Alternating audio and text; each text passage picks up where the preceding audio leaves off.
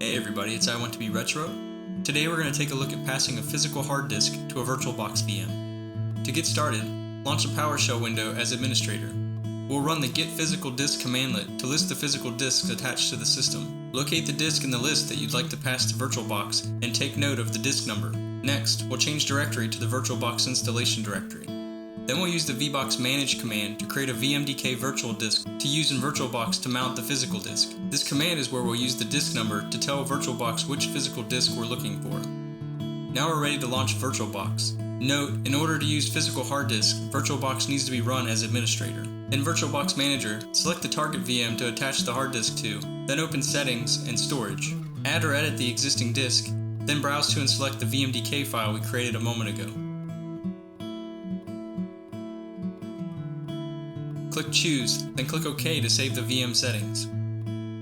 With the VMDK of the physical disk attached, start the VM. If you get a permissions error trying to start the VM, that means VirtualBox isn't running as administrator. Otherwise, the VM should boot as normal, with direct access to the targeted physical disk. In this example, the operating system is actually booting off the physical disk that I passed through to VirtualBox.